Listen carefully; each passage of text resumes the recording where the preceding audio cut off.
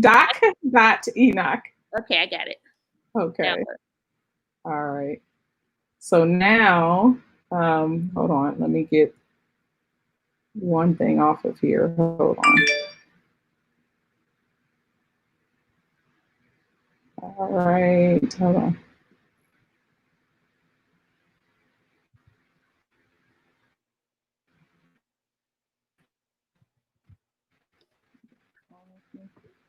It's not gonna let me go live on Instagram, but oh well. Let me pull up this one.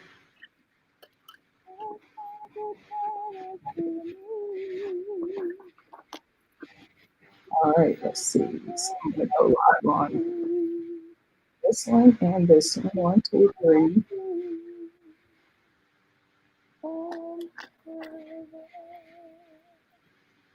All right, come back, Judge. We are live. Oh, we're live? Yes, ma'am, we're live. Wait, all right. What do I do with the Instagram now? Anything? So now I am live on Instagram. So you just, you should see my Instagram live up. Hello, everybody. We are trying to get live on all of our social media platforms. Go to Enoch. You turn the lights on.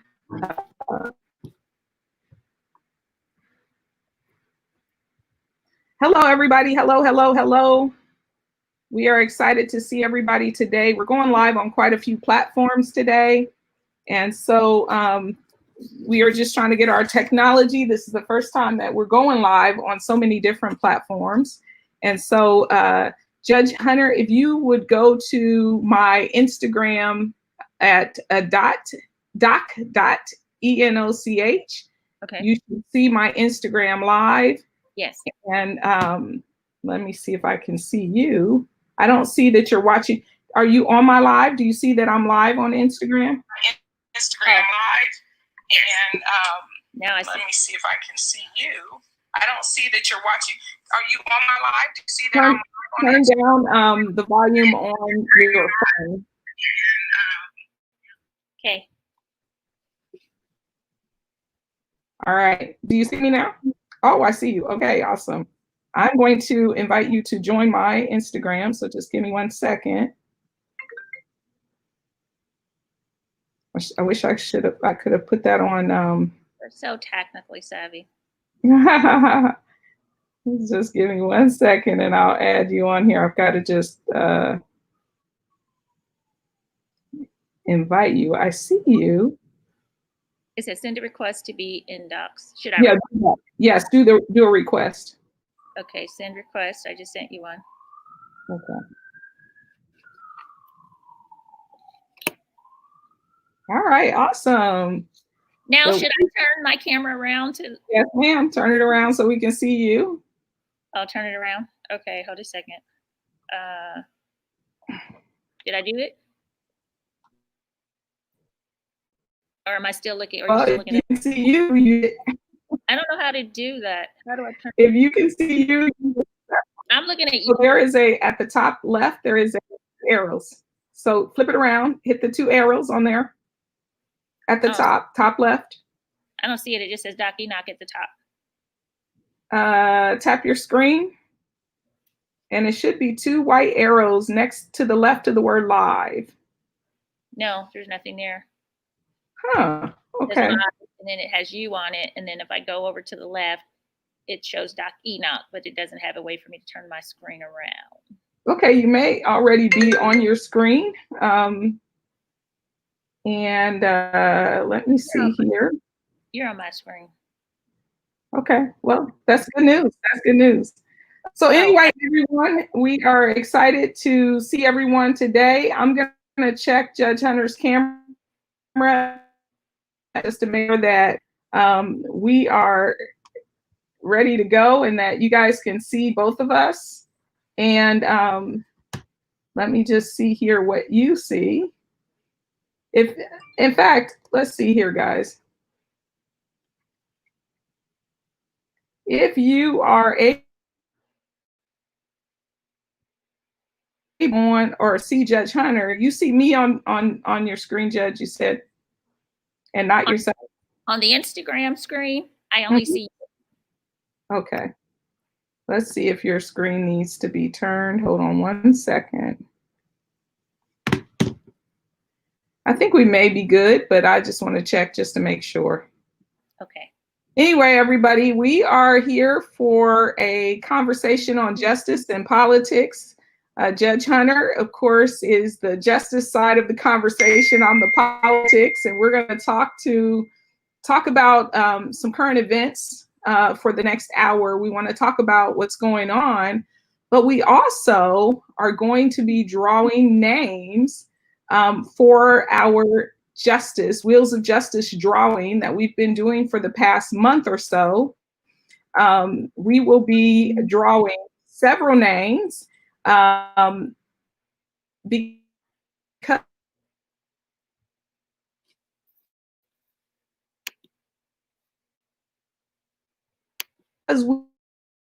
we've been doing our winner of our justice drawing to help raise funds for Judge Hunter's court cost. And so if you are joining us for the first time, you're probably on Instagram or Twitter. This is the first time we're actually going live on Instagram and Twitter. And so if you are joining us on either of those platforms, you're probably seeing this drawing for the first time, but we wanted to come live on this platform to let everyone know about what's happening with Judge Hunter, and as well to help everyone, join the conversation about justice issues that we're dealing with here in Hamilton County. Let me see here, Judge, I'm not able to see. Let me see if I can bring Judge Hunter on the screen with me. There we go. And so, Judge, I'm not sure if there's something you've got to click over there, but it says it's waiting for you. On my what, Instagram? Yes, on Instagram, on your phone. I don't see so hopefully she'll be on the screen with me in just a second. We're still trying. The only thing I see is your her name. live. So I have your name. I see you live. I see followers. Okay. Hold on 1 second. Okay. I'm gonna let me just go ahead and request me. Let's see, when you go live with someone. Okay, let's see. I'm gonna add you again. Did anything change on your Instagram on your phone? No. Okay, so you still only see me? Yes.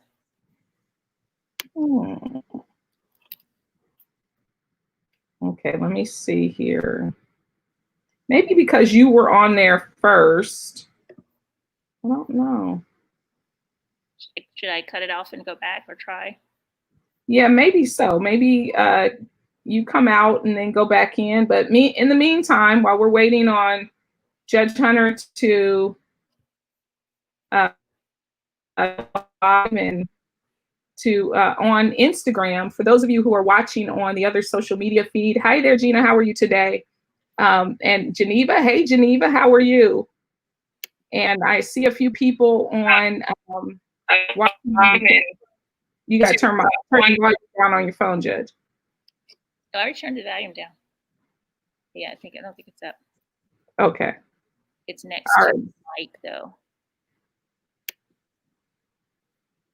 And oh, wonderful. You're on Facebook. Of course, the people on Facebook will be seeing both of us, but the people on Instagram, and I'm still hearing feedback. You probably got to turn it down again since, or mute it on your, and oh, wonderful. You're on Facebook. Of course, the people on Facebook, I'm hearing myself seeing both of us through your phone. People on Instagram, and I'm still hearing feedback. You probably got to turn it down again since, or mute it on your, and oh, wonderful. You're on Facebook. Of course, your phone, all the way down through your phone. On Instagram, and I'm still hearing feedback. Yeah, that's not coming from my phone. My phone is turned off. So I'm not sure. It wasn't happening until you just changed your phone. So I see cool. There's 20 people watching. It wasn't happening until you came out of your Instagram and went back in. I didn't go back in yet.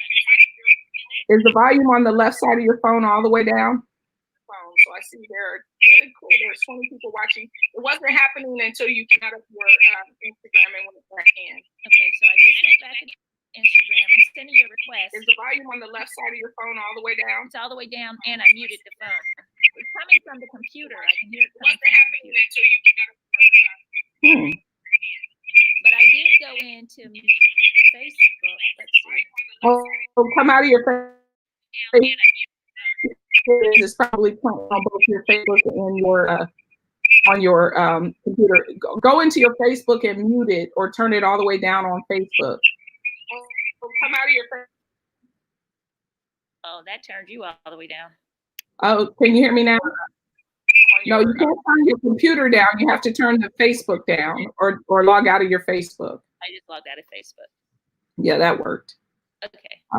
All right. And I already, let me share it to your Facebook. That I'm assuming that's what you were trying to do. That's what I was trying to do.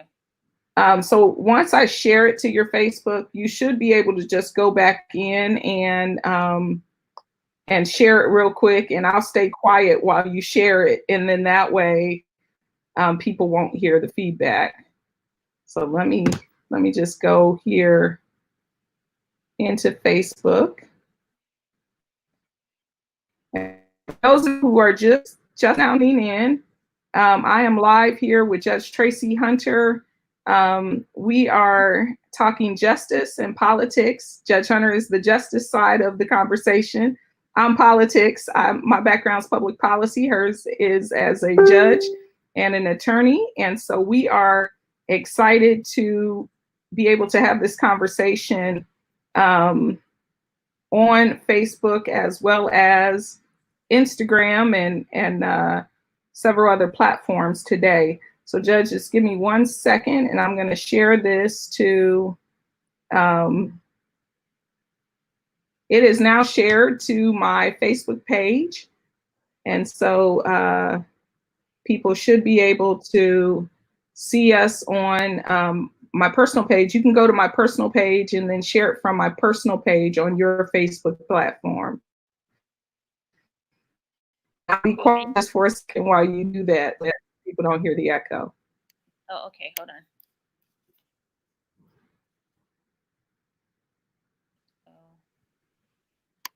It's good for right now, Geneva. It's not going to be good in just a second when Judge Hunter goes back in to share it to her page. But we want to make sure that. Should I go to your page or should I go to my personal page? Okay.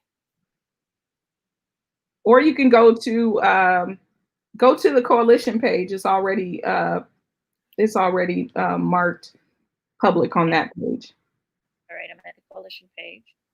Yep, and share it from the coalition page to your page. So guys, again, we are here having a conversation about race and why some of us, Black people in particular, are not yet. I wanted to have Judge Hunter join the conversation today so that we can have this important dialogue. This is something that, because of our lived experience as well as our understanding of what we as a people have endured.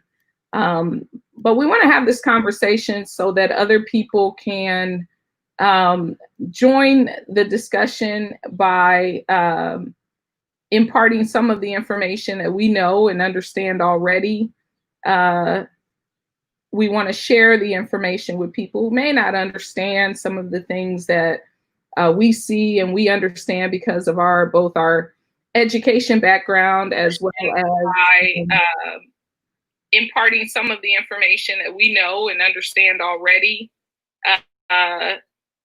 We want to share the information with people who may not understand some of the things that we see and we understand because of both our education background as well as imparting some of the information that we know and understand already. Okay, once you share it, Judge, you can come out of Facebook so that we don't get the echo. Instagram, I sent your request. Am I joined? Let me see. Hopefully that's it, because I don't have any technical savvy to assist with today in that area. Okay. All right. Let me just check to make sure that you are added on Instagram. On your Instagram, do you see?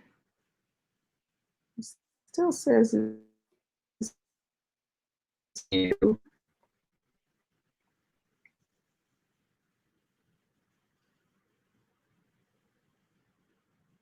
Well, guys, just give us a second. Bear with us just for a moment.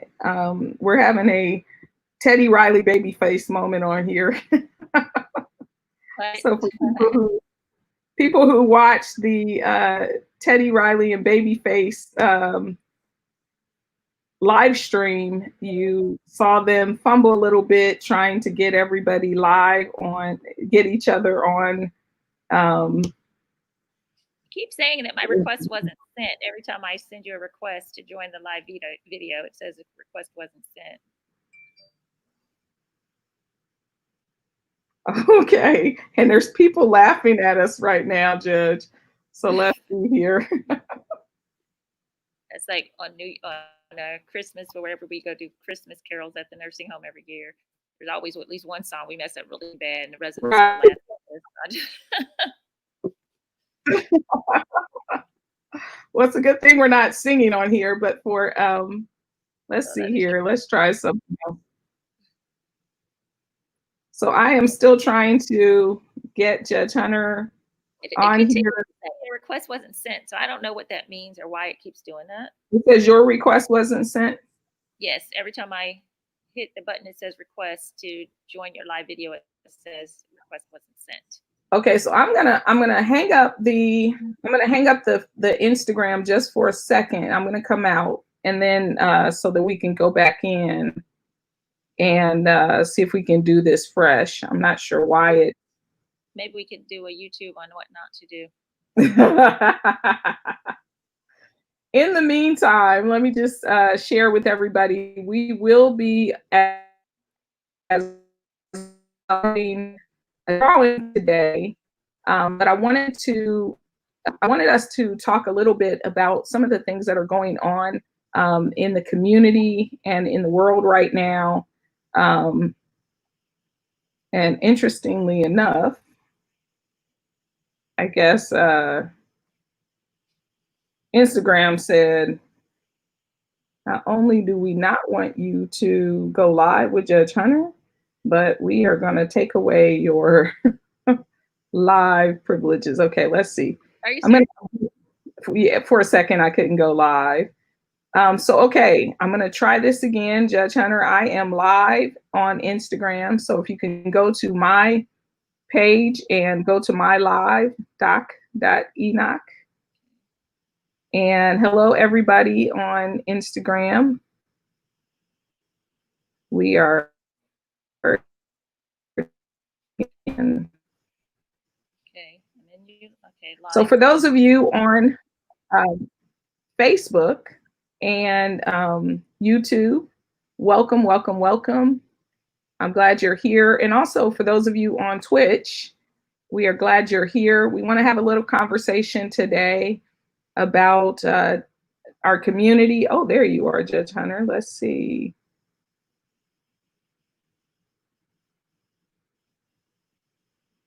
Okay. Oh, it looks like it's working finally. Perfect. All right, so if you turn down the volume on the side of your phone, it may be mine at this point. Oh no, yeah, I've already muted it all the way.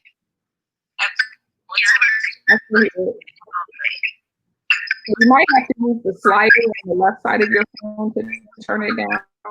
No, I did that too. Let me do it again. It came back up. All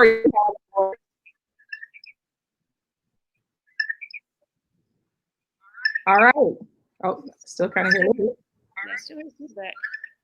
I have the slider all the way down. Is it coming off of your phone or off your? I can hear the phone, but I do have the volume all the way down as far as it'll go. Do you have Instagram or anything open on your computer as well? No, not on the computer. I don't know how to do that.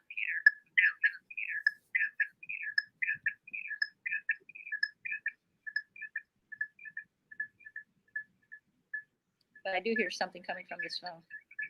It is coming from your phone. I do hear our voices on the phone, yes, but I don't know how to stop our voices. Is it loud on your phone, or you just hear it whispered? It's not loud, but oh, because it sounds like you may have a different window open on your. You have Instagram or.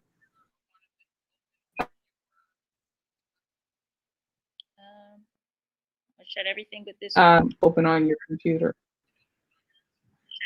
Okay. It sounds like, oh, I was going to say that sound like it may have done it, but I'm still hearing it. But let's see. I'm just checking mine just to make sure I don't have anything else open as well. Every other page except this one. Okay.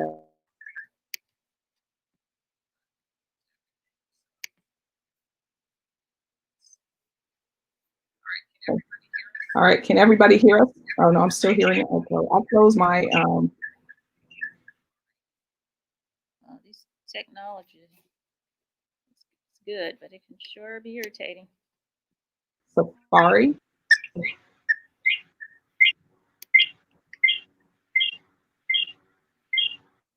All right. Every window on your computer is closed, Doug, except for the one we're in. Huh? Yes, the only other thing I have open, I believe, is StreamYard. Or I'm actually coming from StreamYard. That's what's open. But this is coming, it sounds like it's coming through the phone. Can you hear me now? Yes, I can hear you. I just muted it just to see if I could still hear you. I'm not sure why. Oh, you said it sounds like it's coming through the phone? Well, now it's coming through the computer.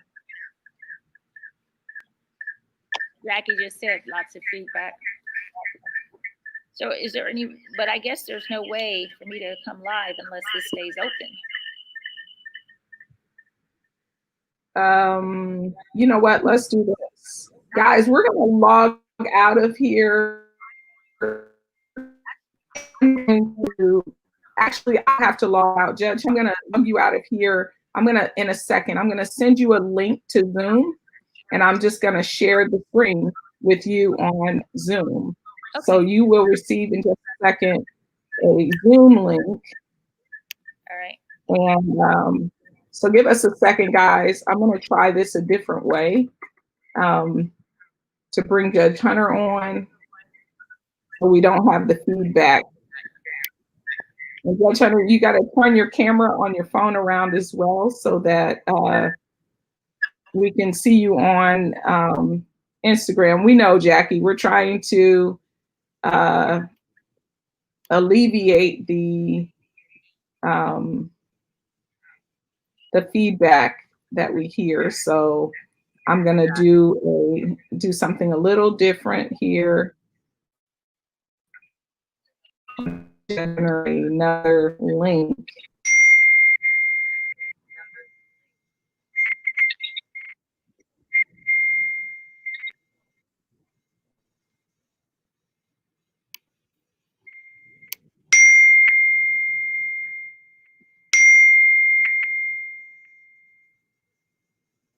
Okay, just a second, guys. I know there's a lot of feedback. Give us about 3 or 4 more minutes, and we will be ready. Just a second.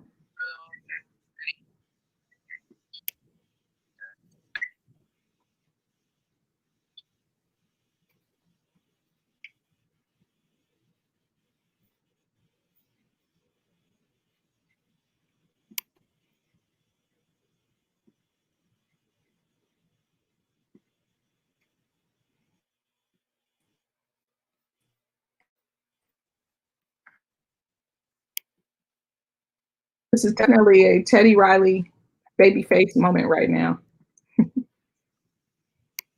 Judge Hunter, are you still able to hear me? Yes, I hear you. Okay. I hear you through the phone. But you don't hear me through the computer? Says the live I don't know if the live feed just ended on the video. Have you sent me the link yet for Zoom?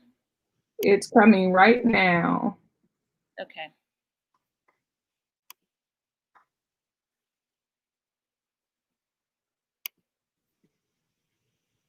So you should have actually I can hear you and it sounds like the feedback went away. I'm not sure why, but I'm no longer in Instagram. Oh, Instagram is where I wanted you to stay. I was going to take you off of the other thing, but okay, I haven't received the link yet. Okay, I sent you the link.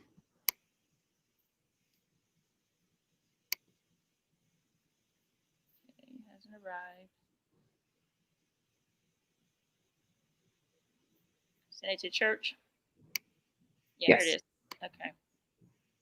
All right, guys. So what we're going to do is okay, I'm going in there now, opening it up. Once I get Judge Hunter on Instagram, I'm going to take her off of here and then I'm going to share the link I'm going to share the Zoom with you on this platform so you'll be able to see Judge Hunter on that platform. So just give me a second.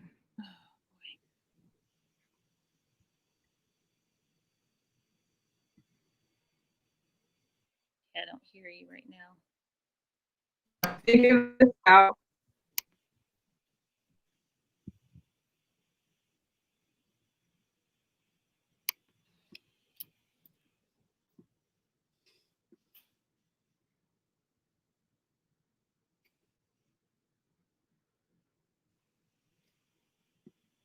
Okay. I'm going to drop it on the other thing.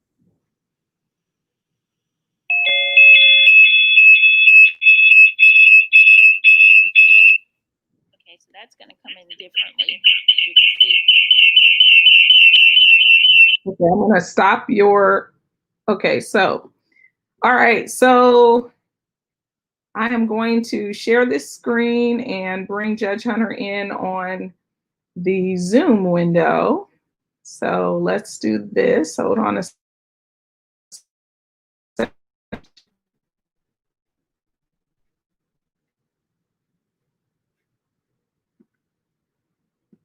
We're almost there, guys. I feel us cooking with hot grease.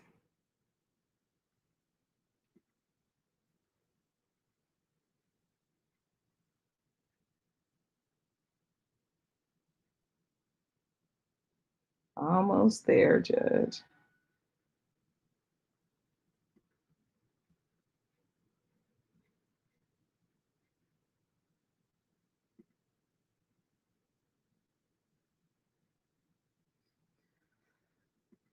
Let me take me off the screen too. Hold on a second.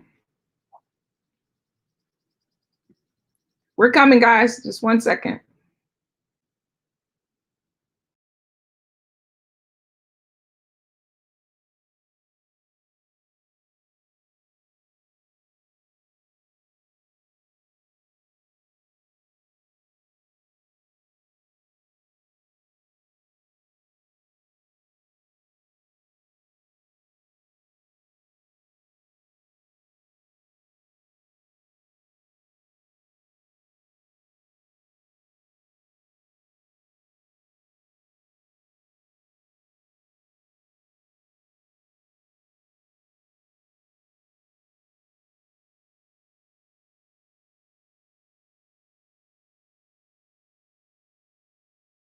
Request. Do I need to send another? Says I need to send you a request. Do I need to send another? Says I need to send you a request. No, hold on 1 second. Okay.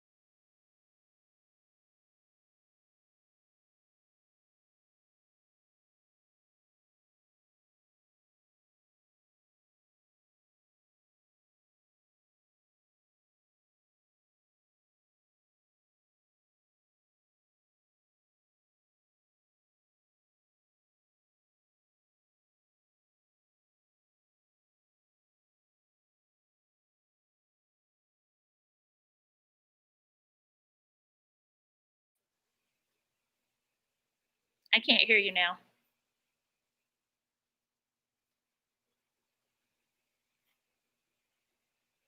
I don't hear you.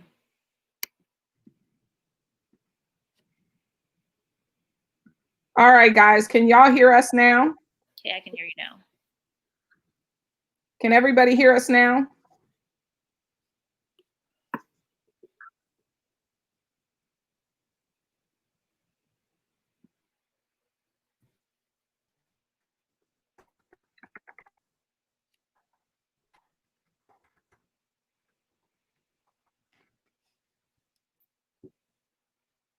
All right, so I'm gonna just go and check the Facebook page. Okay, somebody said yes, they can hear us now, Judge. So that's perfect. We're finally here. Okay.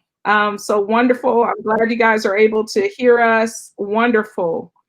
All right, so we'll have to have that Instagram discussion a little bit later. We wanted to get started today to just talk about a little bit about why I'm believing, and I'm sure Judge Hunter would agree with me. Well, I guess I should ask you, Judge Hunter, do you believe that Black people are free in America? We're getting ready to embark upon the 4th of July in celebration of independence, and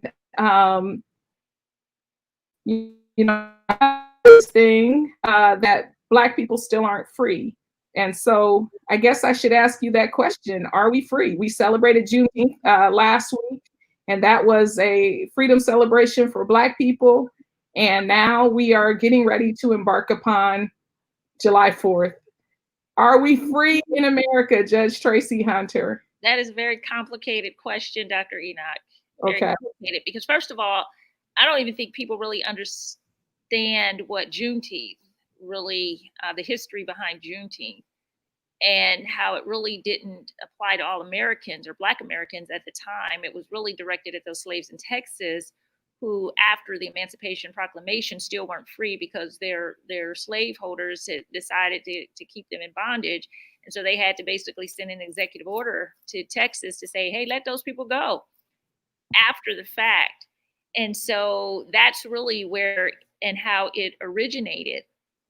Because the truth is that in America, it's a euphemism. Freedom is, no, we're really not free. Okay, that's the point I was getting at. So okay, yeah, no, we're not. It's complicated because based on the laws, obviously, in the Constitution and the Emancipation Proclamation, the Civil Rights Act, everything, we were supposed to be free. Exactly. So I want to talk just a little bit about how we as African Americans don't share the same freedoms as other Americans. And, what comes to mind for me are things like what happens when an African American is jogging, for example, jogging while Black, or carrying an iPad as opposed to an AR-15. So in a courthouse, exactly, in iPadding while Black in the courthouse. I was actually arrested for people who don't know my story. I was actually arrested for having an iPad in the public hallways of a courthouse where there is no law against. In fact, the law says that we should be able to have the freedom of the press and freedom to live stream people who are public officials or police officers, for example, who are doing their job. We should have the right to film them. I happen to be in the public house, and I was arrested for violating Rule 33 is what they said. That wasn't what I was actually charged with. I was charged with resisting arrest and failure to ID. And they incidentally asked for my ID while my hands were behind my back. And of course, I could not produce an ID with my hands in cuffs behind my back And so they charged me with failure to identify myself. They also charged me with what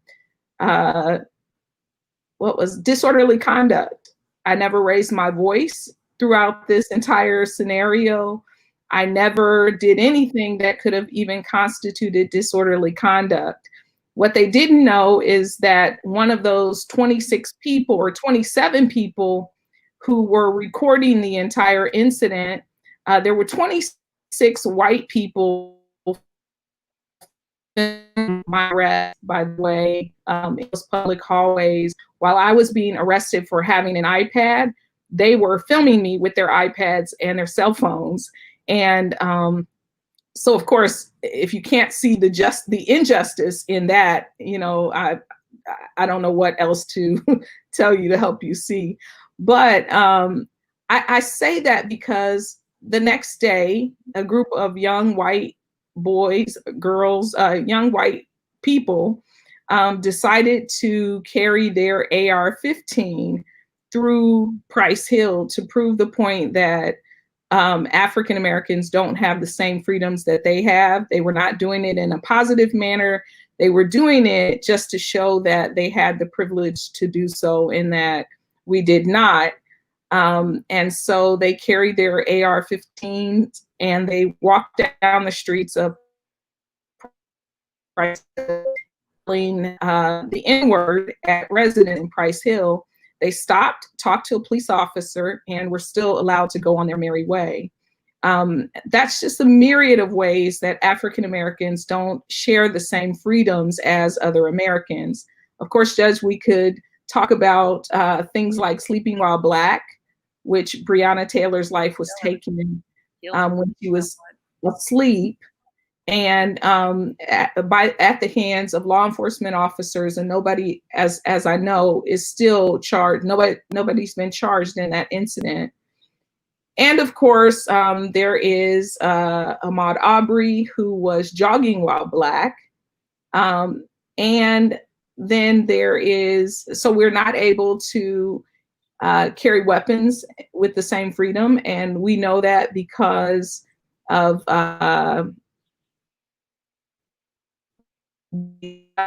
Tamir Rice in Cleveland, Ohio, who was shot and killed for being armed with an iPad, or I'm sorry, being armed with a toy gun in an open carry state, a state that says that people have the right to bear arms, a state that's part of the United States where constitutionally we have the right to bear arms.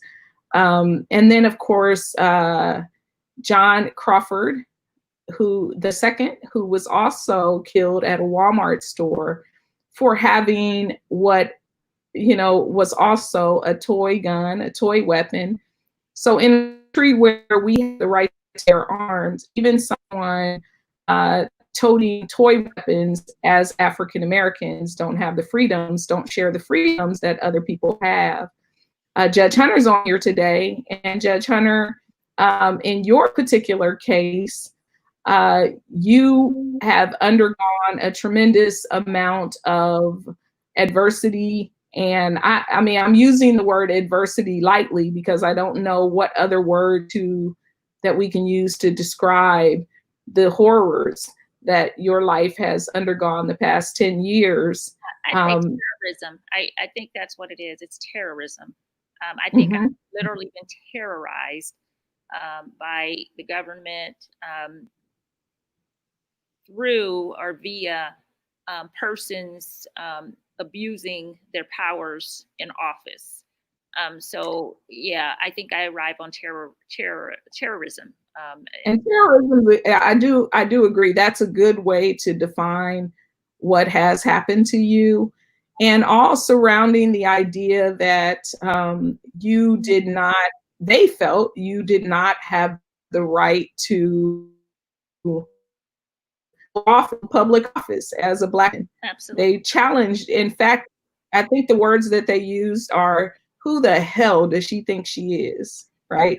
Yeah. As it relates to your even daring to run for office and to challenge the status quo by just simply becoming a candidate for a public office, for a judgeship. And so, again, we can go back to those examples and to raise the question again to say, are we as African Americans truly, truly free? And so, Judge, we are right now in the midst of raising funds as a coalition, the Coalition for a Just Hamilton County. When I say we have endeavored upon raising funds for court costs. Can you tell us a little bit about those court costs, and so that people out there who may not know what's happening, tell us about those court costs that are incurred and how we got here? Well, obviously, as you said, I was terrorized for simply running for office in 2010. I had to, after the election, prove that I won the election because they actually called it for my white Republican opponent, male, whom I knew at the time. I just knew he didn't win the election. I knew I'd won, even though no Black person had ever won that particular judgeship in Hamilton County in over 100 years, nor had any Democrat ever won that particular judgeship. So, as you know, I filed a lawsuit in 2010. It took me nearly 2 years in federal court to prove that I won. And the prosecutor of Hamilton County, which is based in Cincinnati, Ohio, he represented the Hamilton County Board of Elections against me all of those years. And he appealed the win every time each stage that I won in the federal court, they would appeal it.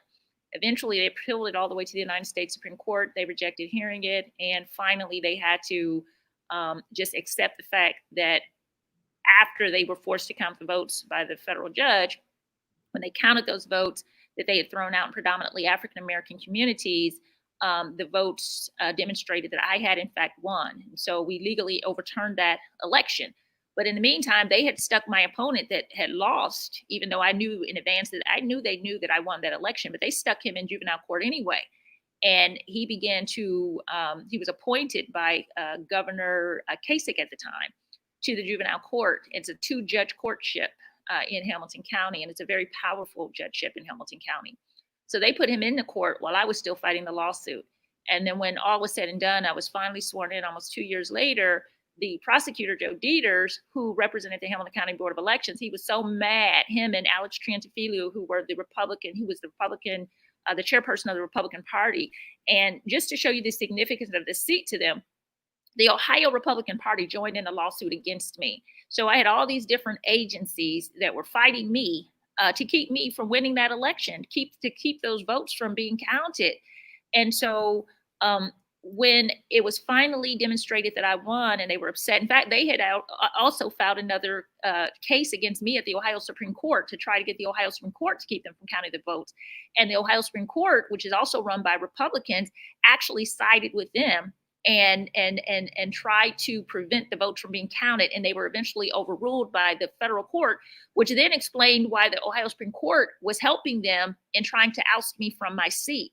Because even the Ohio Supreme Court had sided with the Board of Election and with the Republican Party early on because it's predominantly Republican.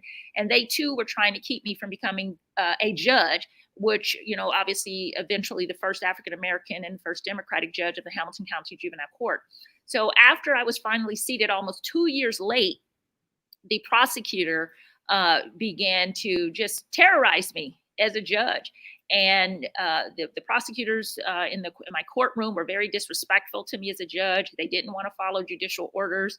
And when I began to make rulings that they didn't like or agree with, like turning over exculpatory evidence, including police reports, to the defense, they would get, angry. They were taking it personal. And so eventually I began to be sued. I was sued by the Cincinnati Inquirer, which is also a Republican newspaper in Cincinnati, and it's the only daily newspaper that we have. And if you go check the roots of the history of the Republican part of the Inquirer, you will find out that even years ago they were involved in the ensuring that the 14th Amendment to the United States Constitution was not ratified in Ohio. And so, which is why it wasn't ratified until in the 21st, until the 21st century.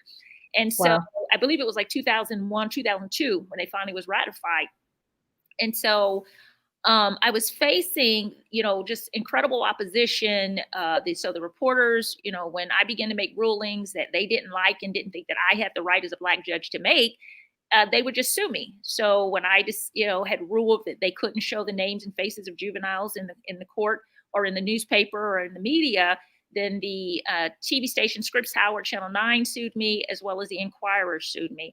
Well, then Joe Dieters, the prosecutor, because he was the prosecutor of the county, he decided he was going to represent me as a judge. So he begins to represent me, even though he really, positionally, he was siding with the papers and with the media. He wanted the kids' names and information to be published, so he should have been representing me. But more importantly, the election lawsuit had not fully been resolved, and he was still defending the Hamilton County Board of Elections, suing me on their behalf, as well as now trying to represent me at the same time.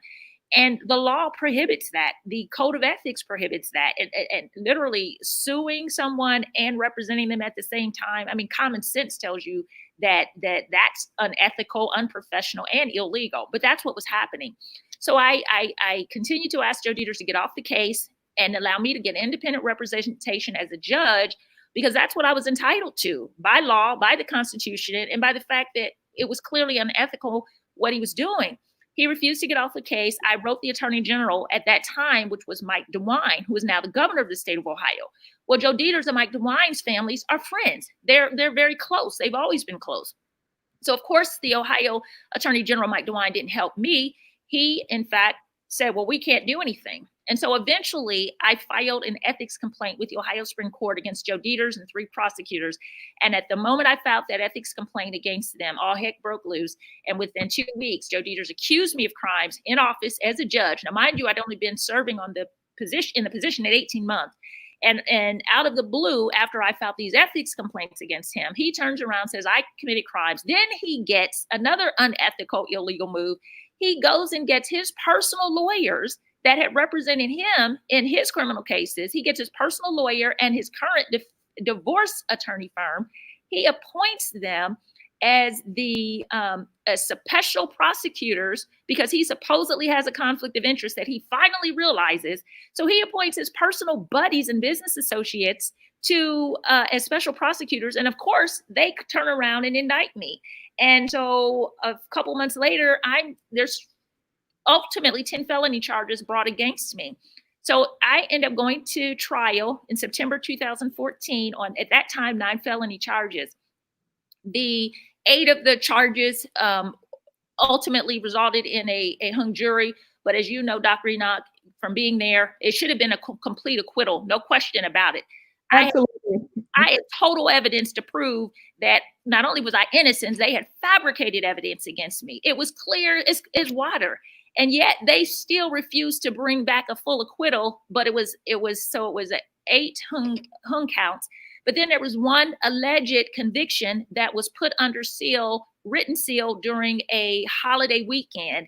And then 4 days later, when we came back, when the judge opened the ballot, the little form, the jury form, he claimed that they had all, found me guilty and said I was guilty of the 1 conviction of having an unlawful interest in a public contract. That's what the actual statute is under the Ohio Revised Code 2921, I believe, .42. Unlawful interest in a contract. And it said that I had secured a public contract and had been accused of supposedly giving my brother a job, who had actually worked for the court for 7 years, at least 5 to 7 years prior to me even getting my position. I wasn't there, had nothing to do with it, obviously. But those were the kinds of lies that the prosecutor was telling, even though, of course, the case records will clearly show his hire date, and I wasn't there at the time. And so ultimately, the judge said I was convicted in the sealed ballot or sealed verdict, which he opened. And then, as the law requires or allows, I immediately, through my attorney, asked the judge to poll the jury. He immediately refused to poll the jury. For people who don't know, polling the jury means you go to each juror and say, is that your verdict? Is that your verdict? Is that your verdict? And they have the opportunity to say yes, yes, yes. He wouldn't allow that for whatever reason. Now, today, I obviously know and believe it was because that judge knew absolutely that those jurors had not found me guilty. And he did not want to risk them saying that. Pardon me?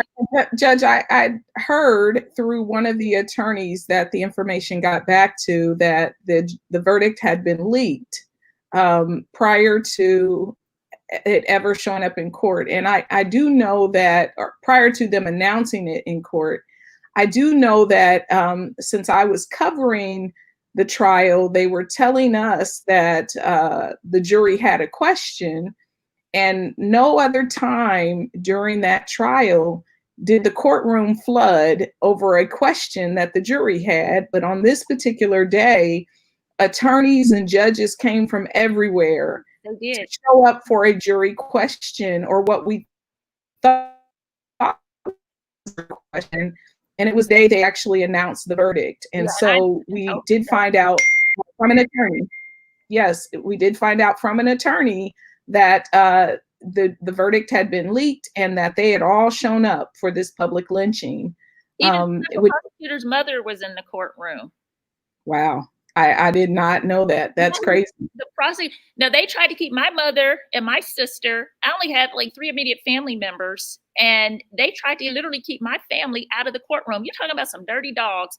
And I'm sorry, I just can't think of any other way to put it. But the things that they literally tried to keep my family from being there. My sister works like far out.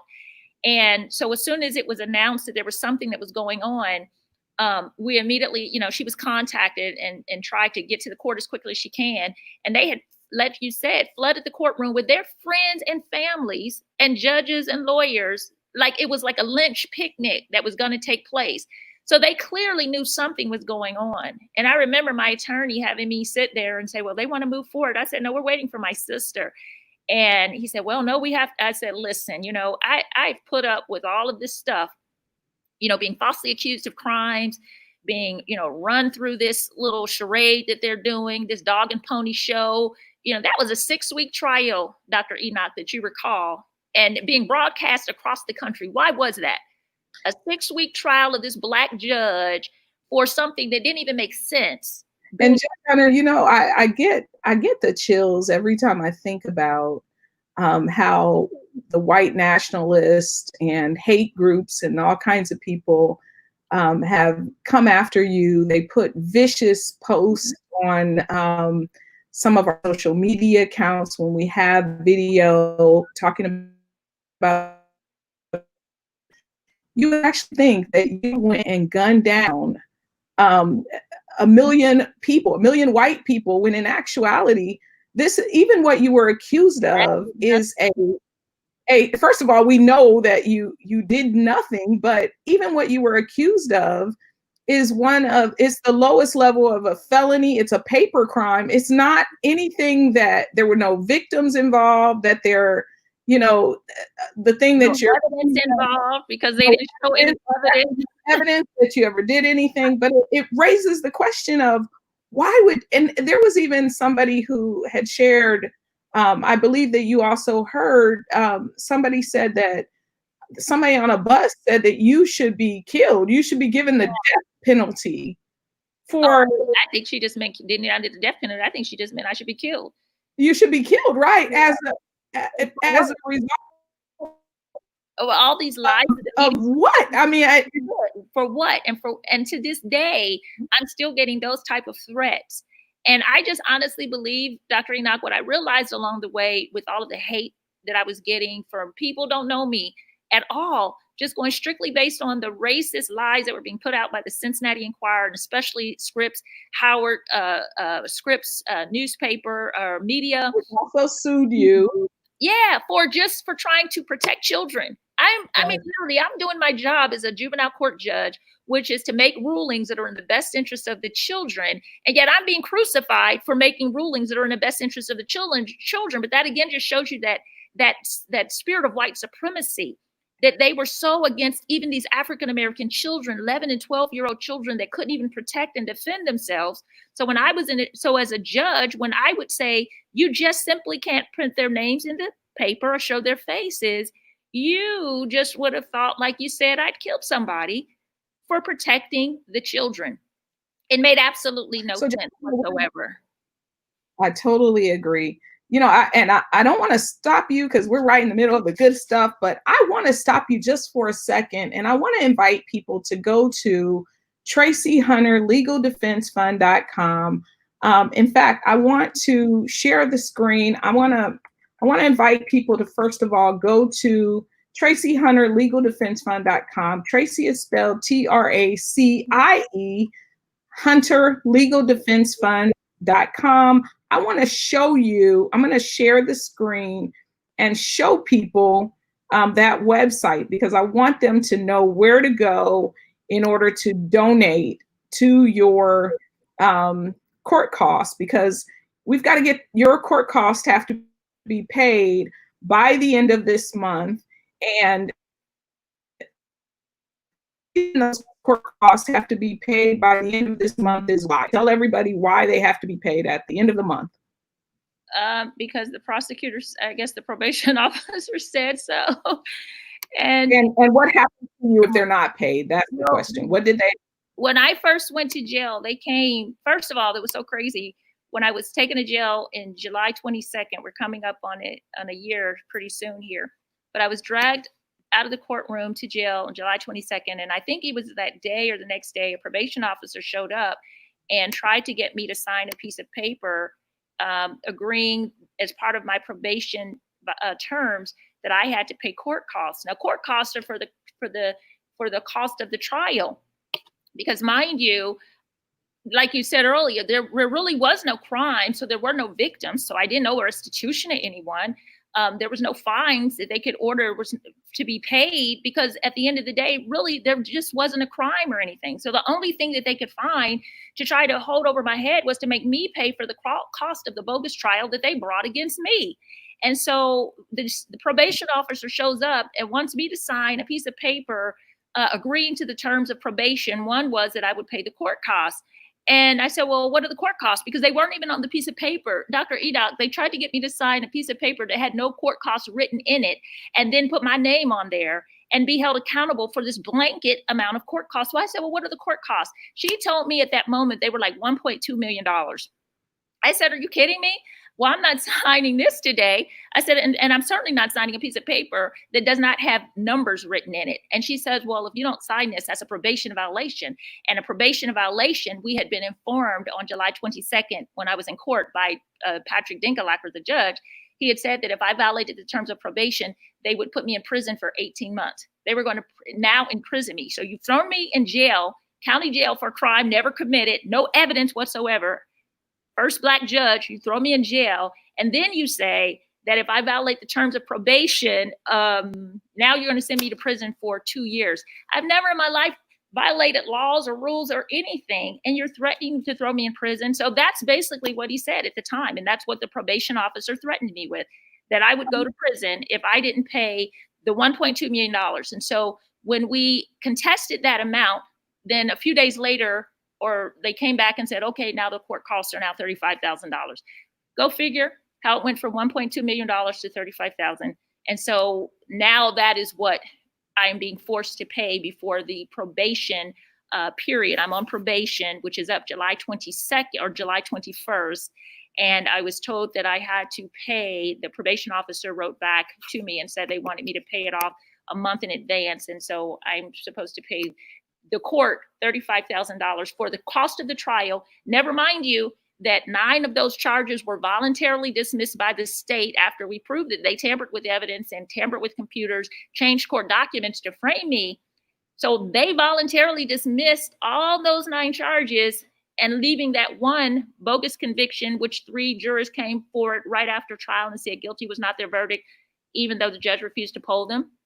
They said if he had polled them, then they would have said that guilty was not their verdict. 3 of them wrote affidavits, sworn affidavits, and they still refused to throw out that bogus conviction, but then charged me the cost of the trial for the entire 6-week bogus trial on all those charges that they brought against me. So that's what the court charges or the court costs are for.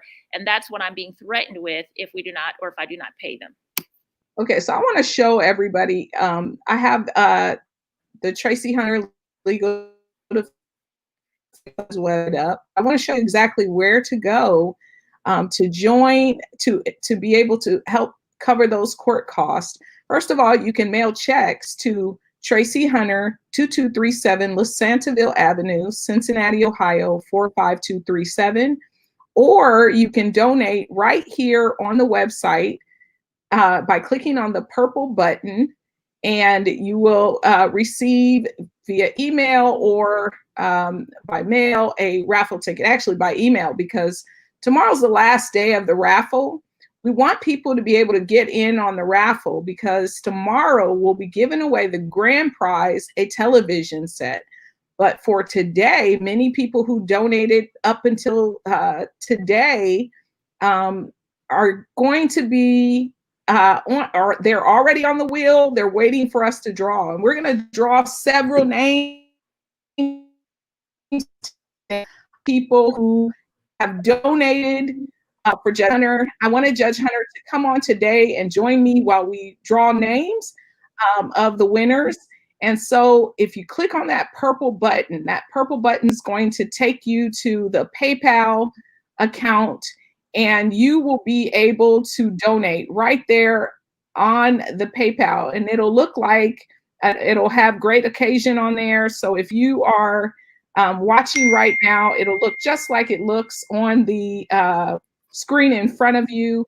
You can also give through Venmo at Pastor Tracy Hunter, and Tracy again is spelled Tracie Hunter. So you can donate via Venmo. Judge Hunter, they can also donate via Cash App, can't they? Well, the Cash App, the Cash App, the Cash App is my personal. That's me personal. The Venmo actually goes directly to the court costs. So the Venmo is directly to court cost payments. The Cash App is just my personal Cash App. Okay. So donate via Venmo at Pastor Tracy Hunter. Is that correct? Pastor Tracy Hunter? Yes. And that's all, it's all connected, all one word. If you have Venmo, you'll know that. Put the at Pastor Tracy Hunter, and Tracy is spelled Tracie. And so, Judge Hunter, how about we draw that first name today? I think that would be great. That would be awesome. And we get to see together who our winners are going to be for today.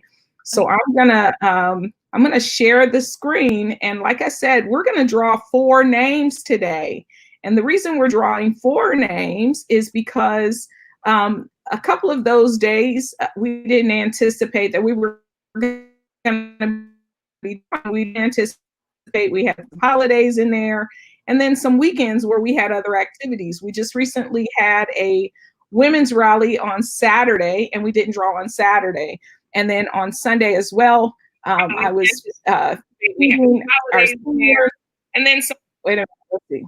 Hold on, we got a feedback there. We had a couple of holidays in there, and weren't able to draw then. Judge Hunter, can you see that wheel? Not yet. Hold a second. Let me get to it. I was trying to reshare it because I think when we came out of it the first time, that I didn't get it shared to my page, and so I was trying to send it over as well. Well, if you want, you can go ahead and share it, and I'll be quiet just for a second so we don't catch the feedback. Okay, then let me do that. And actually, I can actually do that probably without the feedback. I think I tapped into it just to make sure I was sharing the right page, because there's a few on there. So let me, let's.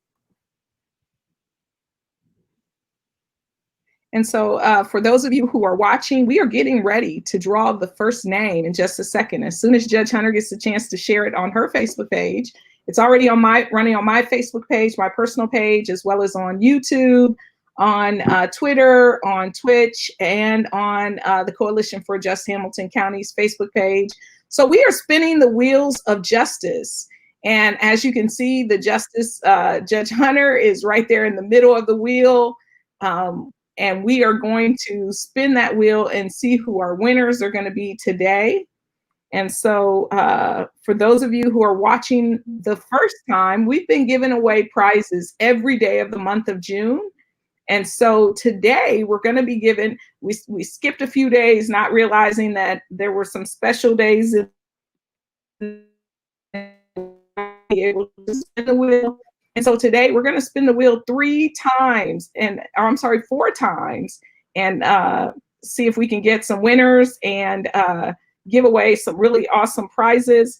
And I'm going to tell you guys what the prizes are going to be for today, for the drawing for today, the different prizes. Each time we do the drawing today, I'll give you a heads up as to what those prizes are going to be for each of those days. So just give us a second. Judge, have you shared it already?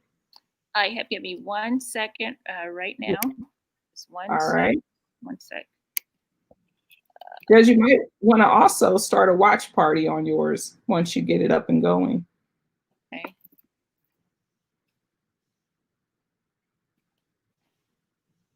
I'm not done.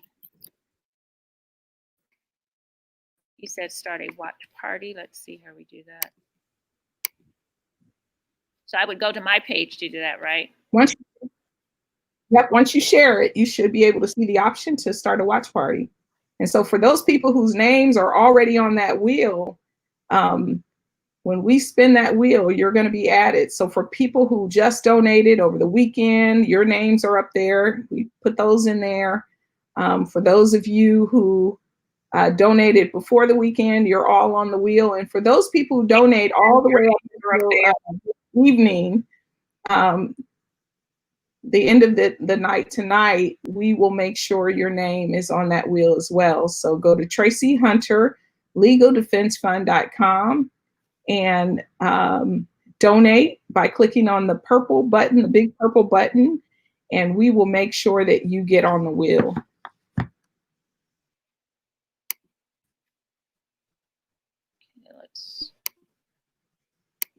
All right, Judge Hunter. Yeah, You still working over there? Yeah, I am, but let's go ahead. I can get it fixed for the next drawing. I do have it shaped. All right, so yeah. Okay, awesome. All right, so what I'm going to do first is I'm going to go to the wheel and I'm going to shuffle the names so that the names are all mixed up. So they've just been shuffled. And we are going to give away first a $50 Home Depot gift card, a $50 Home Depot gift card. And that would have been our Father's Day drawing on Home Depot gift card on Father's Day. How quaint. So let's go ahead and spin the wheel for our Father's Day drawing. And Judge Hunter, the wheels of justice are spinning and spinning. And I think we have a winner. Winner is Gloria Johnson. Oh, wow. Ticket number 1022, Gloria Johnson. And so Gloria Johnson, if you're watching, congratulations. You are a winner with ticket number 1022. And so for those of you who know Gloria Johnson, please do congratulate her. She is our winner for today. And how exciting is that? Congratulations, you won a $50 gift card. And so, Judge Hunter, I'm going to go ahead and remove Gloria Johnson's name from the wheel. And we'll get to the next prize winner in a couple of minutes. I just want to give it time to settle in. Gloria Johnson has been removed from the drawing. And on the next round, we're going to have to add some mood. Oh yeah, right. We've got to make sure that people know. Yeah, we got to add music, and I almost forgot about our music, but we're going to add music on the next round. But Judge Hunter, I want to talk about another current event as well. Okay.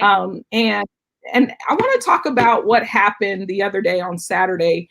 I don't know if you got an opportunity. I did see your post, so I know that you are aware of what happened. But I was streaming that event live, and I'd actually called you to see if you could join me there, and you couldn't make it because you had an emergency going on.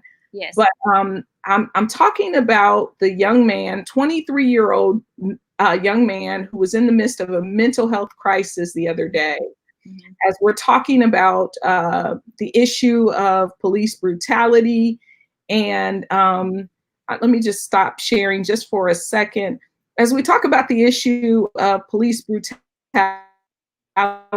a young man who was suffering from a mental crisis ended up being shot at with a live round by a police officer. Share with me some of your thoughts about what happened there and how we should be dealing with individuals with mental health issues. Well, first of all, what happened shouldn't have. And I appreciate the fact that you did reach out to me that night. And I actually would have rushed right down there. And if I could have even tried to intervene and do something about it. But as you know, I had a medical emergency with a family member that at the exact same moment, I had to take care of them first. And so when I found out a little later that there was just, to me, a great deal of what I'll just say is it was excessive force that was used to attempt to subdue this person.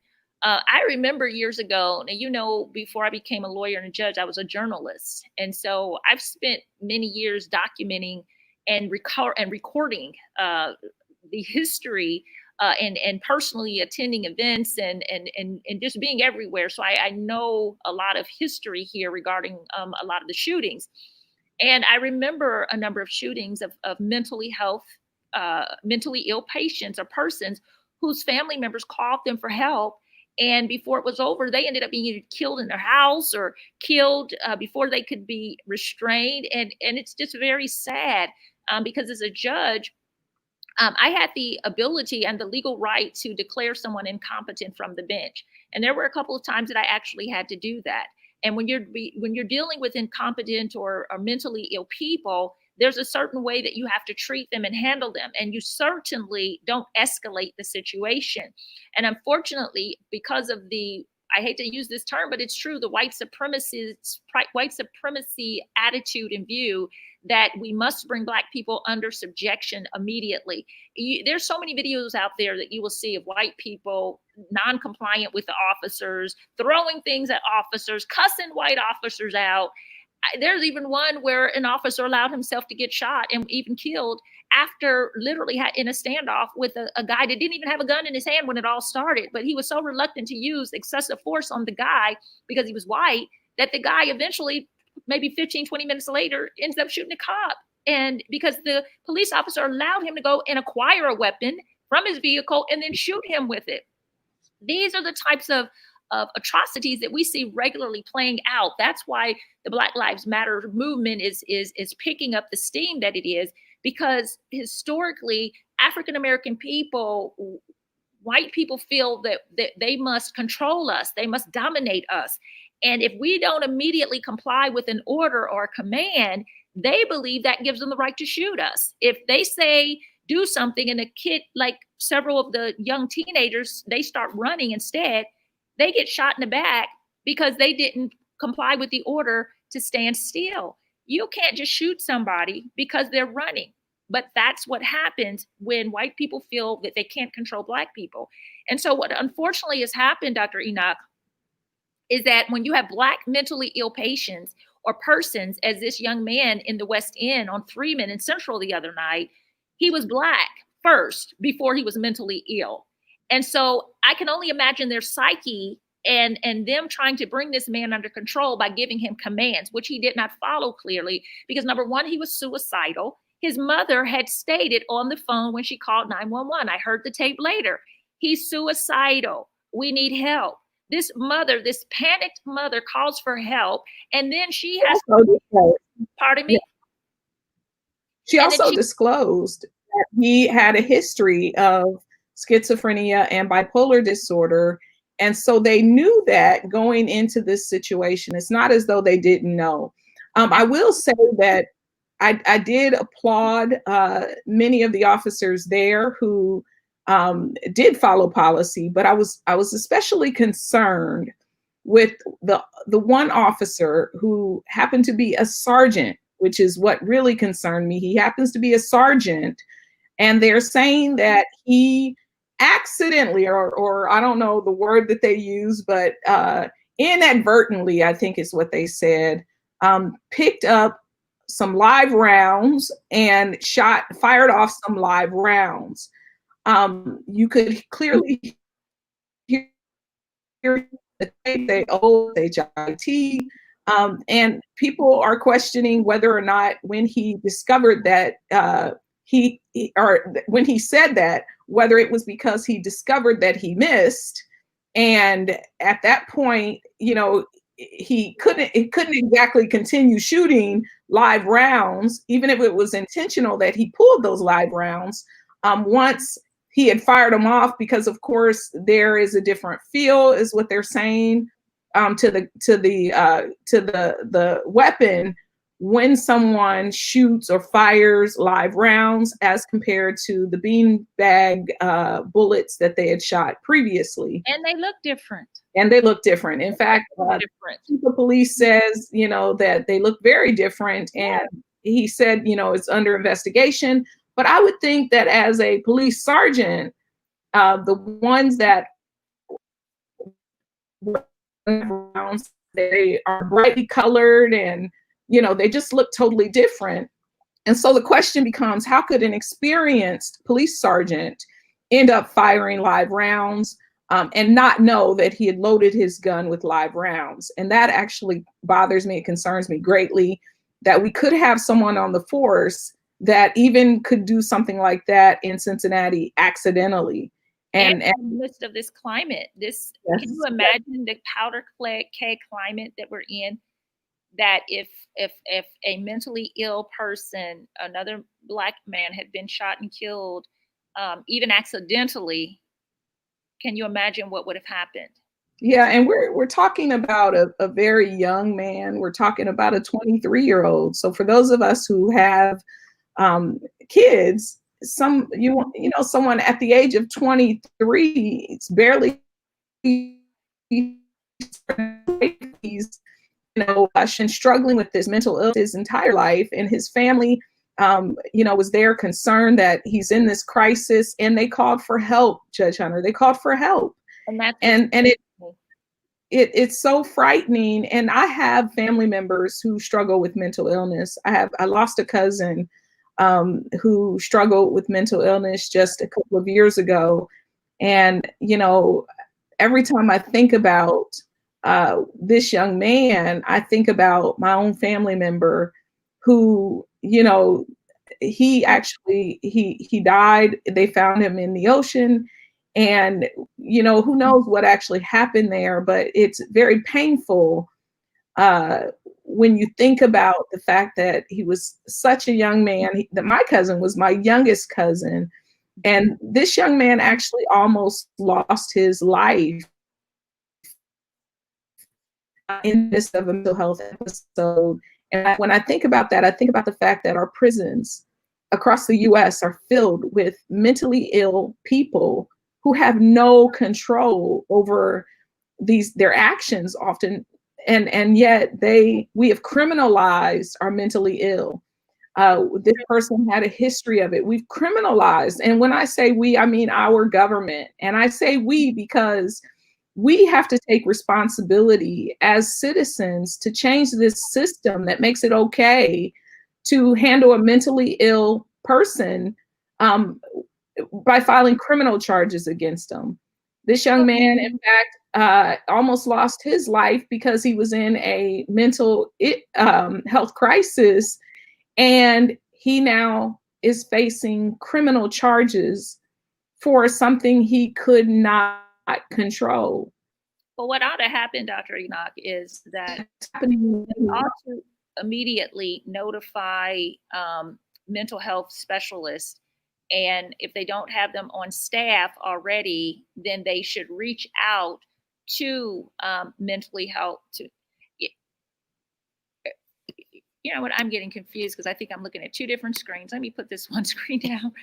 So what ought to happen is they should either have a mental health specialist on staff with the CPD that they dispatch whenever they get a call of a person in mental health crises. They should dispatch them automatically with the police or with the fire fighters, so that they have somebody who is trained to deal with that. And if they don't have someone on staff, There are emergency mobile crisis units at some of the hospitals, and they should contact them at the same time, and they should be dispatched, and they should be the first persons to try, unless the person has a gun or something and they feel like they're getting ready to deploy it.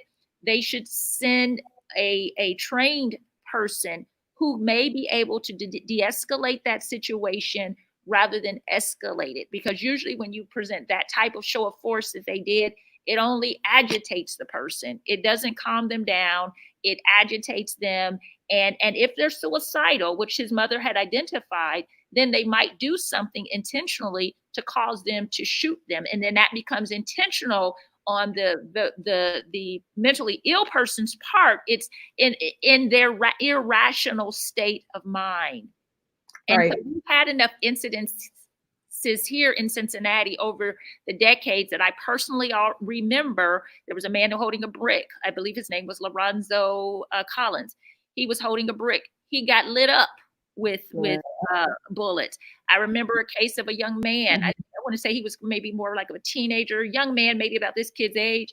And his mom called him. He ended up dead in the house. And so there clearly, we have enough instances. And to be the truth of the matter is, because Black people are so traumatized and so many Black people are suffering right now from PTSD, then you add the homeless population, et cetera. We have an increasing number of persons that suffer from mental illness, adults as well as children. And I saw that even as a juvenile court judge. And that was actually one of the things when after they charged, when they charged me with crimes that I was actually working on, and I had begun to reach out to them to start to deal with the mental health issues of the juvenile population, which are on the rise. And so, Judge Hunter, a lot has happened here in Ohio, because I know that there are people watching this cast on Twitter and on YouTube, and they may not, and even on Facebook, they may not be in Ohio and know that Cincinnati, we have the Black United Front, some of the leaders, my pastor, Damon Lynch III, and Iris Rowley here in Cincinnati has worked hard over the past several years on getting a collaborative agreement, which is an agreement between the community and the police for better policing outcomes. And I know right now that they are working on ensuring that there is language to deal with some of the new stuff that we've seen, and that collaborative agreement has teeth and continues to have teeth. And I think Iris just shared with me the other day, there's an opportunity for people to get involved and to help kind of shape this thing forward in terms of what to be in there.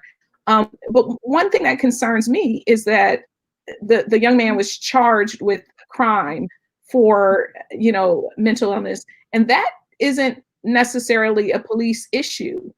That is an issue that stems from who's in that prosecutor's office. It is the prosecutor, the Hamilton County prosecutor in this instance, because this is a felony crime that they've accused this young man of. It is the Hamilton County prosecutor, Joe Dieters, the same dirty prosecutor who came after you. And who oftentimes lets, when young white people, males and females for that matter, when they commit certain offenses, he allows them to go free while I don't know if you remember the case. It's the same offense. I don't know if you remember the case a number of years ago, Dr. Enoch. Again, as a reporter, I remember this particular case very well.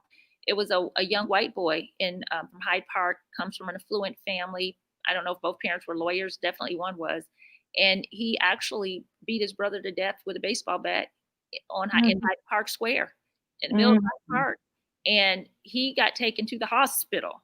Now, he literally had just murdered his brother. And as far as I can recall, that's what happened with that. Under the same prosecutor. And I don't think that he was ever charged with crimes, because he was, even though he killed his brother in the square, in a public place, it was treated as a mental health issue and crisis. And so this particular gentleman, this Black gentleman, and the other day, and see, again, that's like you said, that's the issue. It's when we're talking about racism right now. That's what this Black Lives Matter movement that's taking place globally is all about. It's about racism. And even here, Governor DeWine finally admitted just the other day that racism is a public health crisis in the state of Ohio. It is to be mentally ill and Black, that complicates the situation, because there are a lot of people who are literally afraid to call the police when they need help, because they think that their loved one's going to end up dead. And the truth of the matter is there is a great possibility. I do appreciate the fact that we have, say, a Chief Elliot Isaac, who I believe is probably more compassionate and more understanding of these type of dynamics, particularly being an African American. But it is even a further form of racism to suffer from mental illness as a Black person, because you are criminalized. You know, when I was thrown in jail, I was in there with a young lady who had, she was mentally ill, and she had been charged with, I think it was like a felonious assault or something. It was like a major crime. But in my dealing with her, I mean, and I had to advocate a few times on her behalf while I was there, because there's just no way I'm going to sit anywhere as a lawyer, judge, or pastor and not help somebody in need. And I could clearly see this young lady was a lot of times in crises, even in jail, and she had no clue of certain things that were going on. She didn't even understand the legal process. And that's the basis of declaring somebody incompetent. And she did not understand the charges against her. She did not understand the proceedings, etc. She just clearly did not understand. And I would write and ask for help for her and say, this young lady does not understand what's going on. She needs help. And criminalizing her and preparing to send her to, because they were threatening and trying to get her to plead to something so they could send her to prison. The young lady didn't belong in prison. She needed help. And that's what we face as Black people. Judge, I want to remind you of something that the prosecutor said, Prosecutor Joe Deters, because I want people to take this situation serious. It is time to get this guy out of office. Fanon Rucker, former Judge Fanon Rucker, is running for prosecutor this year. So there is an opportunity for the community to make a change, make meaningful change by getting this man out of office. And other people, there's a lot of folks who are running who share his sentiments, like Judge John Williams, who you mentioned earlier. It's time for him to go. And is it Carrie who's running? Carrie Bloom running against him? Bloom, yes. Yes, Carrie Bloom's running against him. Vote Carrie Bloom. Vote Judge Fanon Rucker. It's time these guys out of office. Judge Norbert Nadel, who sentenced you originally, is also running again, and he is running to hold his seat as the county recorder. It's time for him to go. There is somebody running against him. We want to make sure that he goes, as well as the guy who took over, Judge Patrick Dinkelacker, who took over after Judge Nadel, who has demonstrated over and over again that he cannot be impartial in this situation, that he holds some anger and animosity for some reason towards you, as though, you know, you did something to him. That this guy has to go. We have to put people in those seats who are accountable, responsible, and who are not racist. And I want to just remind you, Judge Hunter, of something that Joe Deters said. Prosecutor Deters said that Black children who were harassed by a white supremacist, when they responded, he said that these children downtown on the Fountain Square were soulless and unsalvageable. Black children who were on Fountain, they're soulless and unsalvageable. Now, I don't know about you, Judge Hunter, but I don't consider any children, no matter their race, soulless and unsalvageable. You know, yet that was the comment that was made surrounding those children. I want to just stop us for a second, Judge, because I think it's time to draw a couple more names. Mm-hmm. And so I'm going to share my screen again, and so everybody can see. And I want to go right back out here and draw. I'm going to draw a couple of names this time. And so this time, Judge Hunter, I want to make sure that we do this the right way, and that we implement this drawing with some mood music. So let me just get this up and going. Can you see that wheel on your screen, Judge Hunter? Yes, I can. All right, so that's good news. So I'm going to go ahead. We're going to draw a couple more names and see who is our winner, our next two winners. And wait, I should probably see. Hold on a second. Let me see what prizes they're going to be entitled to today. So let's see here. So we've got some other prizes that we're going to give away. And let me see here.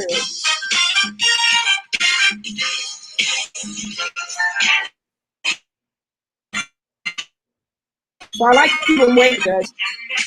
Kind of making some excitement. So let's. I'm gonna just turn the music up here on this device, so we don't lose the music while I'm reading what the prizes are for today. So hold on a second. Let's see what we got going on here. So today we're also going to be drawing. Let's see.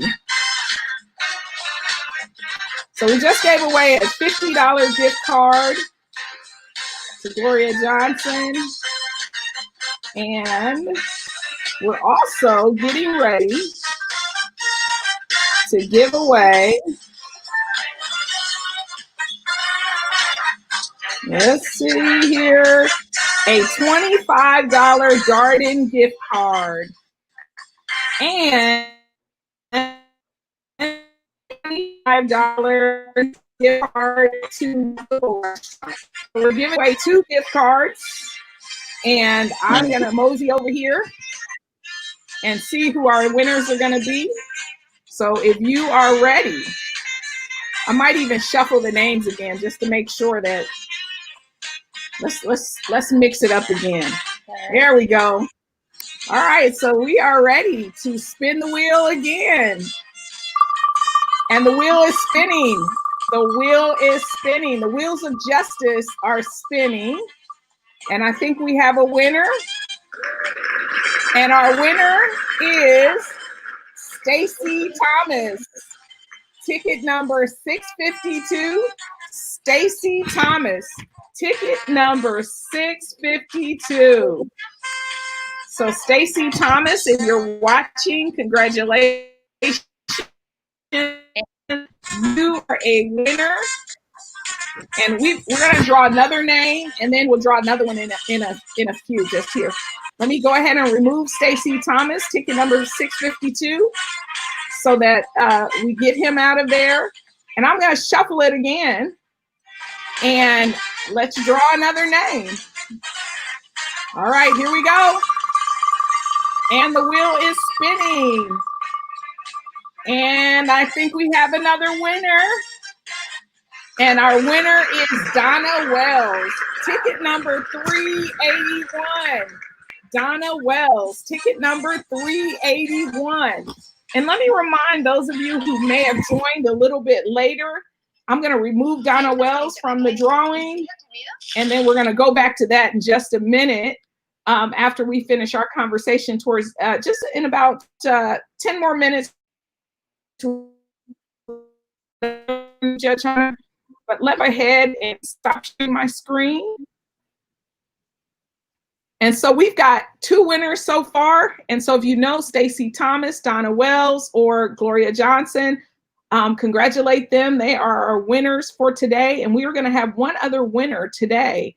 But I did want to also mention tomorrow we're going to be giving away a 55-inch color television, smart television at noon tomorrow. So if you're watching tomorrow, or if you haven't yet donated, you can go to TracyHunterLegalDefenseFund.com And that's Tracy spelled with an I-E, Tracie Hunter, Tracie Hunter. And it's right there on your screen in front of you.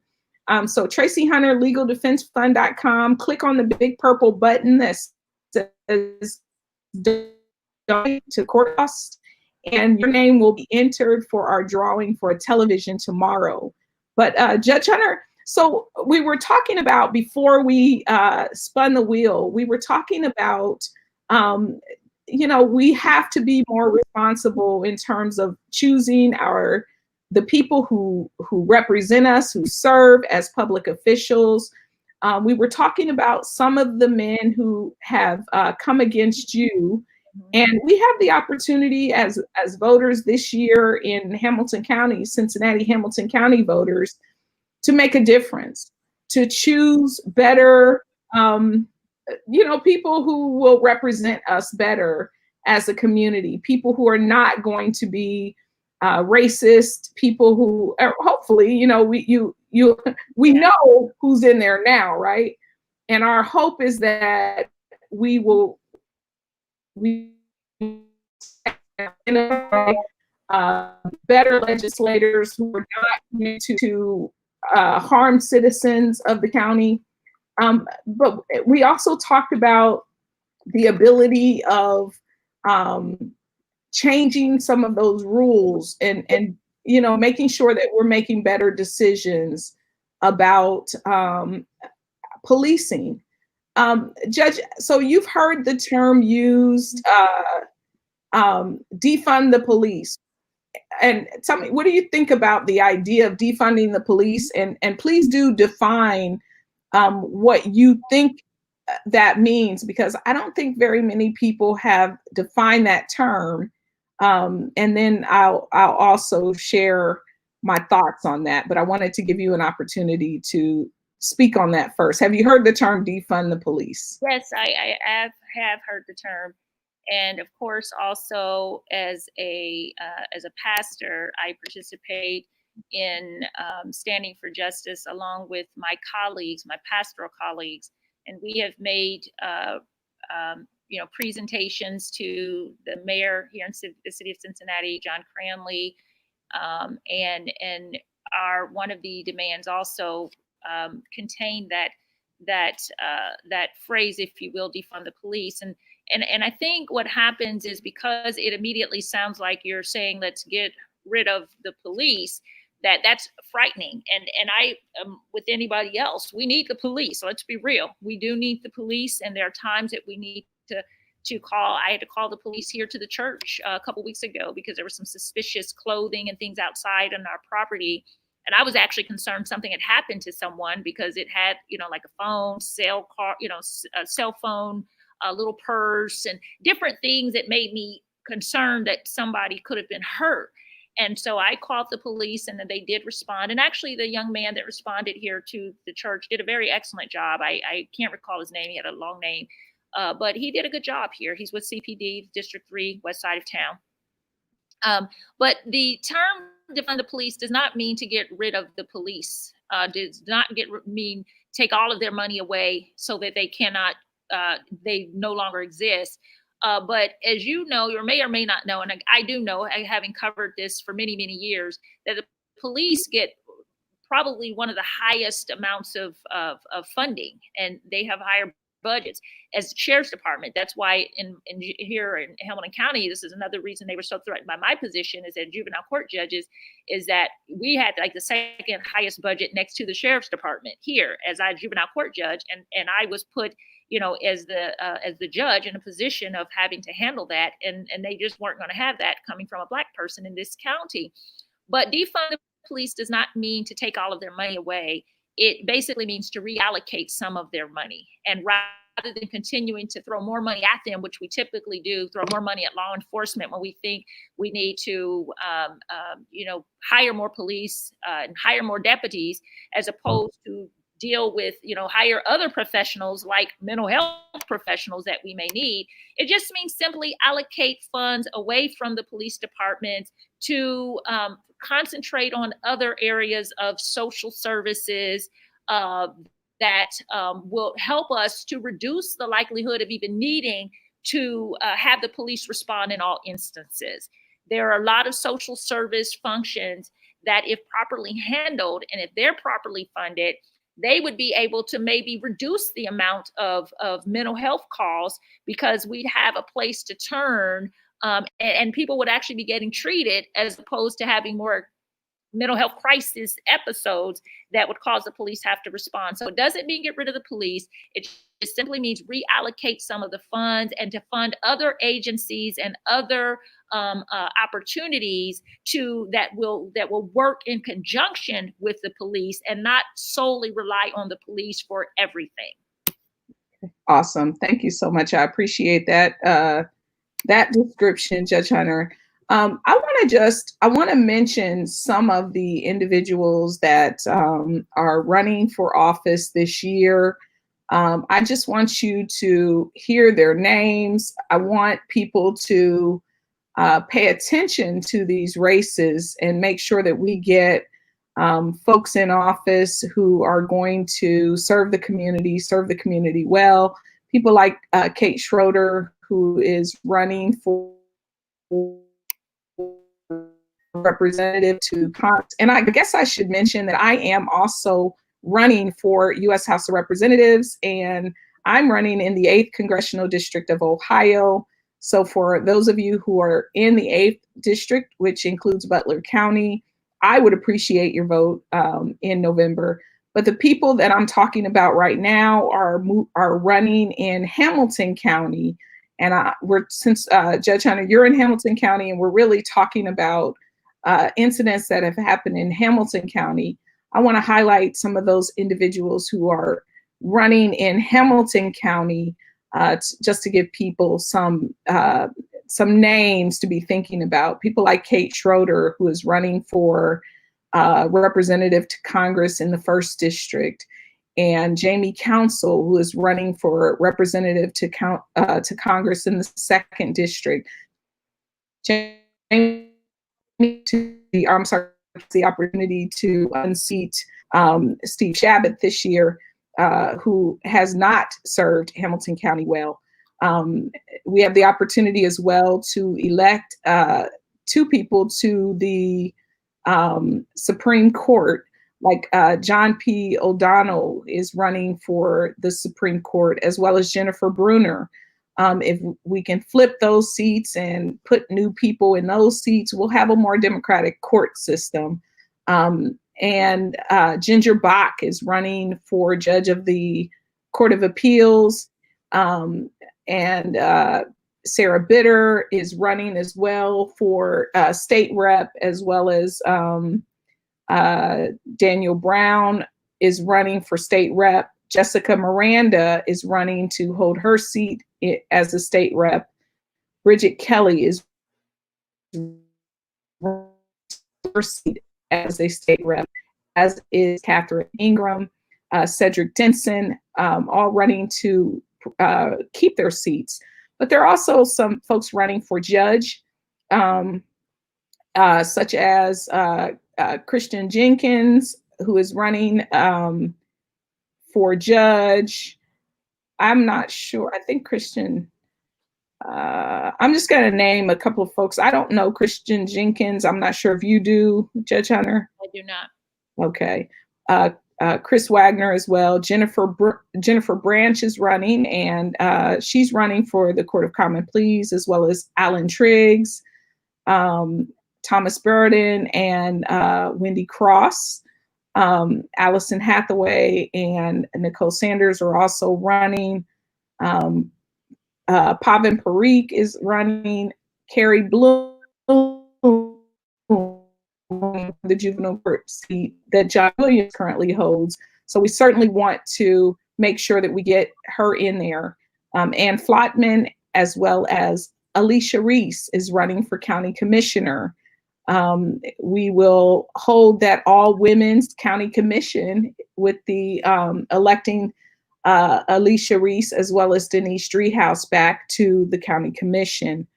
Fanon Rucker, as I mentioned earlier, is running for prosecuting attorney. This is one of the most important seats in the county. We want to make sure that Fanon Rucker is elected to that seat and that we get rid of Joe Dieters, who has not served the community well, who has harmed our children, and who continues to harm our community, who went after Judge Hunter. We want to make sure that we change that. AFTAB Puraval, we, for the first time in Hamilton County's history, there is a clerk of court, a person of color as a clerk of courts. And had it not been for all of the things that happened with Judge Hunter, many people would not be paying attention to the courts. And we want to continue paying attention because we know that we can make an impact. AFTAB Puraval is one of the impacts that was made. Charmaine McGuffey was able to unseat the incumbent Jim Neal, who showed up at a Trump rally as a Democrat. He's a Democrat. And so Charmaine McGuffey, if we can get her in there, will be the first woman to ever become sheriff in Hamilton County. Scott Crowley is looking to unseat the county recorder, Nadel, who sentenced Judge Hunter. We want to make sure that Scott Crowley has an opportunity to take that seat. Jill Schiller is also running as treasurer. And so on and so forth. So that's just some of the people whose names I wanted to put out there in the public sphere for you to pay attention to. We have got to do something as a community to change our outcomes. It's not okay that African Americans are still fighting for equal protection under the law. It's not okay that the question is still being asked as to whether or not African American women have the right to hold office. So we hope that you will join us in making change. As I mentioned, that you will elect me in November as the first woman, the first Democrat in 81 years, and the first African American to ever hold a congressional seat in the 8th Congressional District. I'm not asking for you to vote for me because I'm a woman, Black, or because I'm a Democrat. I'm asking you to vote for me because I am I'm qualified. I'm a qualified candidate, and I have been prepared for this kind of work my entire life. And because I know that I can serve the community better than the Tea Party Freedom Caucus person that's in there right now, who actually voted against supporting the CARES Act, which helped a lot of families in the midst of COVID-19. He voted against clean air and water. I just can't even imagine that somebody could vote against clean air and water. He voted against the Women's Act. He voted against many of those things that that concern most of us, like providing funding for our children to go to college. He voted against those in favor of big banks that can, that continue to take advantage of us and everyday families, working families. He is consistently supportive of the wealthy, his wealthy donors. But I want to go ahead, Judge Hunter, and give you any final words that you might want to make before we draw our last donor. It's 2:00 right now. Any final parting words? Just that people need to stay woke and stay observant and be a part of the process. It's not just enough for people to complain on Facebook, as people do all the time. But when there are opportunities to show up, for instance, like with the Black Women Justice Rally that we had the other day, people should show up. It's very difficult for persons to stand back and just let everybody else keep fighting the battle for us. I've always been a part of the battle, so I'm not one of those that is waiting to see, waiting for the outcome. I've always been out there fighting for justice. And I'm glad to see that, the unfortunate incident and killing of George Floyd has made more people aware and brought more people to the forefront to march and to protest that have never done anything, quite honestly, in the area of civil rights. But it's not just a moment in time. the racism that we face as Black Americans has been going on for hundreds of years, and it is not going to end overnight. And so I appreciate all of the white people that are out there, yelling Black Lives Matter, and they're, highlighting and bringing attention to the plight of Black people. Well, Black people, you have to bring attention to your own plight, and you have to stay vigilant in your jobs and in your careers and in your professions. And you have to give voice to racism when you see it, and not keep sitting back and waiting for things to get better. It's never going to get better until we become a part of the solution. And so if you're not a part of the solution, you are part of the problem. And so thank you, Dr. Vanessa Enoch. I'm sure we'll do many more of these to come. But I also finally just want to say thank you to all of the people who have supported me. There are many people that chose to believe the lies of the media, even when we put out so much truth, and they weren't interested in the truth. There's so much truth documented. And even some of our people won't take the time to read it, or just choose to believe the lie. I think it's easier to believe a lie, because then you don't become accountable for doing something about it. Because once you know something is a lie and not the truth, then you all become responsible for it. But there have been a lot of people that have helped me along the way, thousands of people, literally, since my journey began in 2010, and it's not over. My case is still going to the federal court. I'm still fighting it. I thank the people who continue to give to the Legal Defense Fund at my website. And I also thank all of the people who have given $1, $100, $1,000, because there have been those, to ensure that my court costs are paid off, so that they can't continue to also hold that over my head, which is really what their intent was, to keep me bound up in the system and with these fees, and to keep me from running for office or from being out there being the formidable force that I have been over the years. That's really what it is all about. They try to cut us off as Black people at our knees, especially when we're outspoken, especially when we know what we're talking about and we're educated with the truth, and they try to silence our voices. But we cannot allow our voices to be silent. And so thank all people who have given something. You still have an opportunity to give. But for those who have given, there's some people who have been giving consistently over the years. I mean, literally consistently. And I'm so grateful to all of those people. I'm grateful to the Coalition for Just Hamilton County, and grateful, Dr. Vanessa Enoch, for all the work that you've done over the years and that you continue to do. Thank you. And let me just, so I don't want to ignore one of the comments. I've tried to keep an eye on the comments, and I appreciate this one comment from somebody who says, I'm from Denmark and I don't know what racism is exactly. Please educate me. We don't have this racism. And I think it's interesting. That's an interesting comment, especially when, you live in a country like America, and this is the daily experiences of those of us who are African American and other brown people in this country, people of color. So racism is defined by the dictionary as prejudice or discrimination or antagonism directed against or people on the basis of their membership of a particular racial or ethnic group, typically one that is a minority or marginalized. And so that's what racism, the definition of racism. And so racism can happen and come in many forms. Usually it is directed towards African American people.